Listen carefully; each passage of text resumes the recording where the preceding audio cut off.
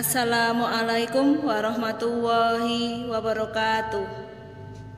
Selamat datang di video pembelajaran Mapel IPA kelas 9 di SMP Nurul Islam Tanah Bayar. Pada daring kali ini kita akan membahas tentang adaptasi makhluk hidup. Sebelum kita mulai pembelajaran, marilah kita awali dengan bacaan basmalah. Bismillahirrahmanirrahim. Pada daring kali ini kita akan membahas tentang adaptasi makhluk hidup dengan tujuan pembelajaran, yaitu yang pertama agar siswa dapat mengidentifikasi cara-cara adaptasi pada makhluk hidup baik tumbuhan maupun hewan. Adaptasi adalah kemampuan makhluk hidup untuk menyesuaikan diri dengan lingkungan hidupnya. Jenis adaptasi ada 3. Yang pertama morfologi, yang kedua fisiologi, dan yang ketiga tingkah laku.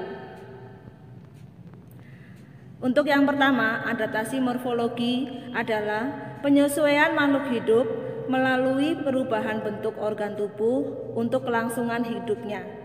Biasanya dapat dilihat dari luar.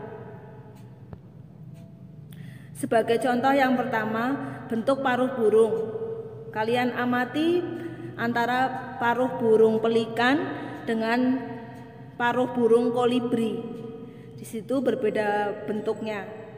Untuk paruh burung pelikan itu panjang, berkantung besar, dan bagian bawahnya untuk menyimpan ikan. Sedangkan pada paruh kolibri itu panjang, kecil, dan runcing untuk mengambil madu dari bunga. Kemudian ada bentuk kaki pada hewan. Dari gambar pertama ayam, gambar kedua bebek, gambar ketiga elang, gambar keempat burung pemanja, dan yang gambar kelima burung petengger. Untuk yang pertama, untuk pejalan kaki itu mempunyai ciri memiliki 3 jari menghadap ke depan dan 1 jari bagian belakang tidak tumbuh sempurna. Biasanya terjadi pada ayam dan burung unta. Yang kedua, bentuk kaki perenang dengan ciri jari kaki berselaput. Contohnya pada itik dan angsa. Yang ketiga, pemangsa dengan ciri jari kaki pendek, kukunya melengkung panjang, tajam, dan cakar kuat untuk mencengkram. Contohnya terjadi pada burung elang dan raja wali. Yang keempat, pemanjat. Ciri-cirinya jari terdiri atas 4 dengan 2 jari berada di depan dan 2 jari lainnya berada di belakang. Contohnya pada burung pelatuk. Yang kelima, petengger. Jari kaki panjang dan telapak kakinya datar untuk bertengger di ranting pohon. Contohnya pada kutilang dan kenari.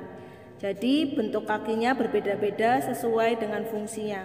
Ada yang pejalan kaki, ada yang perenang, pemangsa, pemanja, dan petengger.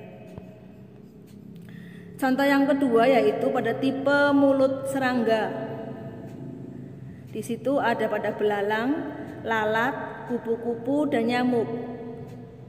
Untuk belalang itu untuk menggigit, kalau lalat mulutnya itu untuk menjilat, kalau kupu-kupu mulutnya untuk menghisap, sedangkan nyamuk mulutnya untuk penusuk. Jadi bentuk mulutnya berbeda-beda sesuai dengan fungsinya. Adaptasi morfologi pada tumbuhan. Di situ gambar yang atas itu pada tumbuhan hidrofit. Hidro itu air. Jadi habitatnya di air dengan ciri daunnya lebar, tipis, lapisan kutikula yang tipis dan mudah ditembus oleh air. Contohnya pada teratai. Untuk gambar yang bawah itu tumbuhan xerofit atau habitatnya di daerah yang sedikit air.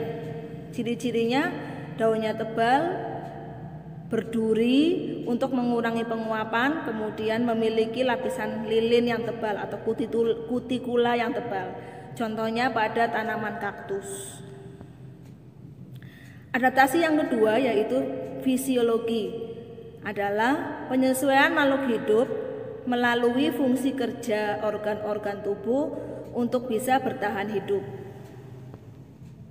Contohnya, sistem pencernaan khusus pada hewan ruminansia atau pemangkan rumput yang memiliki rute pencernaan dan enzim khusus untuk mencerna rumput-rumputan yang selnya berdinding selulosa.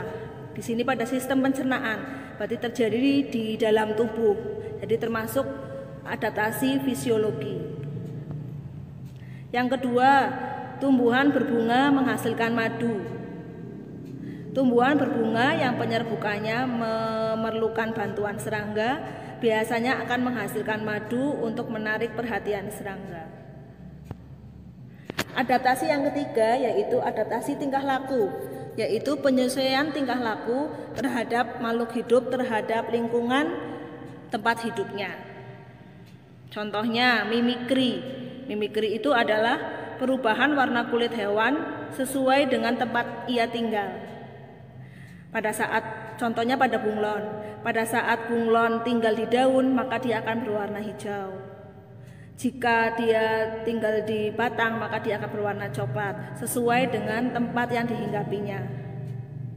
Tujuannya agar bunglon terhindar dari pemangsanya. Contoh yang kedua, autotomi, bisa dilihat pada gambar. Di situ cicak akan memutuskan ekornya. Autotomi adalah pemutusan bagian tubuh pada hewan untuk menjaga dirinya dari serangan musuh. Contohnya tadi di cicak, ekornya akan lepas dan bergerak sehingga perhatian pemangsa beralih pada ekor tersebut. Dan cicak dapat menyelamatkan diri dari pemangsa. Contoh berikutnya yaitu hibernasi. Pada saat musim dingin, banyak hewan yang berdarah panas membutuhkan energi tambahan untuk menjaga suhu tubuhnya, tetapi makanannya sangat langka, maka mereka melakukan hibernasi, yaitu tidur panjang pada saat musim dingin. Biasanya hibernasi pada tikus, landak, beruang, dan lain-lain. Kemudian lawannya hibernasi itu estivasi, yaitu hewan yang hidup di daerah gurun dan pada musim kemarau bisa mengalami kekurangan air, maka mereka melakukan estivasi, tidur panjang pada saat musim kemarau. Contohnya pada kadal, katak, keong. Contoh berikutnya ada perilaku reproduksi pada hewan jantan yang bertarung dengan hewan jantan yang lain agar dapat menguasai betinanya dan dapat melakukan perkawinan untuk berkembang biak. Contoh berikutnya terjadi pada paus, yaitu paus itu merupakan hewan mamalia yang hidup di air. Mereka bernapas dengan paru-paru.